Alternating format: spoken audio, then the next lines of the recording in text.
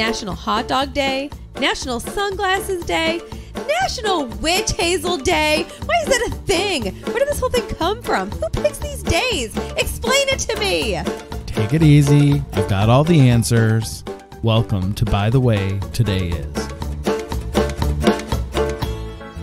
Man, Kate, what's all the noise in here? What? I'm just practicing some wrestling moves that I learned from Nacho Libre. Did you watch Nacho Libre recently? Yeah, I love that movie. It's funny that you watched that movie. Why? Because it has nothing to do with the day that today, other than the name. Today is National Nacho Day. Nacho Day! I love nachos. You do love nachos. What's your ideal nachos? If you could make the perfect plate of nachos, what would it be? Cut up steak, sprinkled with queso, then cheese, then topped after it's melted in an oven with lettuce, diced tomatoes, some sour cream, and I'm forgetting what else I like on there. So there's some very specific nachos. Well, they're real good. So if anybody is looking to make some nachos for Nacho Day, Mm-hmm. Kate's got the ideal recipe. Mm-hmm. If that sounds good, just re-listen to that part, write it down, and you can send us a picture of yourself eating Kate's nachos. I guess you could put any toppings on there that you want. That's a special one. But the shredded Kate's lettuce? nachos. Oh, so good. Got to put lettuce. Do you want to know a by the way fact about nachos? Mm-hmm. The largest plate of nachos ever created. It was 2 football fields. It was at the University of Kansas in 2012. So it could be on football field. It was an 80-foot long, 2-foot wide, 10-inch deep pile of nachos. Is that a football field? Not sure. There's 3 feet in a yard. 100 yards, 300 feet. No. Darn. 80 feet long, 2 feet wide, 10 inches deep. 10 inches deep. How much do you think that weighed? Oh, man. Here's your guessing game for the day. 300 pounds. Not even close. 5,000 Oh, pounds. crap. I was going to say, okay, 2,000 pounds. That plate of nachos, 80 foot long, 2 foot wide, 10 inch deep, weighed 5,000 pounds. 200 pounds. It's not a very big plate of nachos. I think that plate that you described at the beginning is about 200 pounds. Oh, yeah. So that's None something, of my nachos are less than 200 pounds. that's something else you can do with all these facts as a way of celebrating the day and sharing it with people. Just tell someone the by the way fact of the day. Oh, that's a good idea. Hey, did you know today's National Nacho Day? And then the largest plate of nachos weighed 5,000 pounds. How easy is that so that you can celebrate the day? So simple. And then the person is just awed that you know something And so then they're stupid. wondering why you know such a dumb fact. And then you tell them about our podcast and they listen to it and share it with a friend. And then they know all the dumb facts too. And then before you know it, we've got 4 people listening.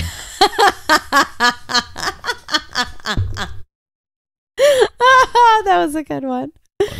Glad you found our listenership so humorous.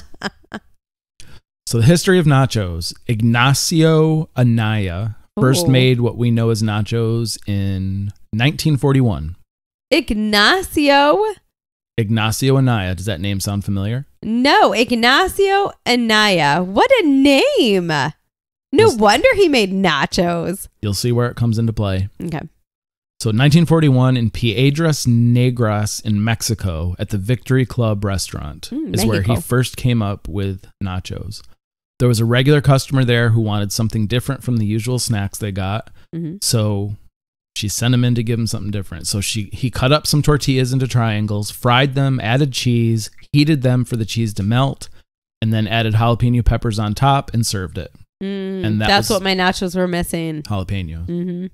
So that was the very first plate of nachos. And he, after that, he had the nickname Nacho before he even created that plate. That was his nickname. How do you have a nickname for nachos before it's even a thing? Where did they come up with the name? Hey, Nacho. It was a derivation of his name in Spanish. Huh. Ignacio. Ignacio? Nacho. Yeah, that sounds like Nacho. I'm calling you Nacho. That's where he got that nickname from. So he called his dish the Nacho Special, and nachos were created. That's amazing. So if you've got a nickname and you make a dish, Better name it that nickname. What if Plop from The Office made a dish and it was called Plop? Plop. Ignacio then opened his own restaurant, and what do you think he called it? Nacho Libre. Nachos. Darn it. He called it nachos, and the specialty was, of course, nachos. And because this town was only a couple miles from the Mexico-U.S. border, it started quickly spreading through Texas into the rest of the country, this dish of nachos. So those are the traditional Tex-Mex nachos where they first came from. And then there's a lot of different versions that people make, different varieties, but that's like the main version of it. And then there's another version called ballpark nachos. Like when you go to a football game, a baseball game, and you order nachos, it's got the melted cheese. That's a completely different kind of nacho. Those were introduced in 1976 by a man named Frank Liberto at the Texas Rangers baseball stadium. Why aren't they called the Libertos? I don't know, because they're nachos. They're nachos. So this version is the one that comes with hot melted cheese and jalapenos. So the difference is, you got that liquid cheese versus the cheese that you just melt on top. Yeah, the Libertos. Exactly. So they gained popularity because the famous sportscaster Howard Costello started talking about them on Monday Night Football in 1978. So 2 years later, Costello started talking about them. And then the rest of the country wanted to know what in the world he was talking about, these nachos that they sold at this baseball stadium. And they became popular after that. So thanks to Monday Night Football and Howard Costello, ballpark nachos are a staple at every single sporting event you go to. I remember when he started talking about those. Yeah, you were. You were just born. Yeah, I remember it though. You were just born. I was like, I'm going to get me some of those Lombardos one day. You didn't even say ballpark nachos. That's how into it you were. You're like, get some of those Libertos. They're good too. So to celebrate it, obviously, eat some nachos. You're going to go to your favorite Mexican or Tex-Mex restaurant and order a plate of nachos. You can get them as an appetizer. You can get them as the main course, which is always fun. Get a big old plate of nachos. That's your main meal. Share them with friends, family. Don't let them have any. I don't care. Yeah, just eat nachos. I just eat them. If you don't feel like going out anywhere, you can always make some at home. You can make some of Kate's nachos. You could even make the nachos original nachos.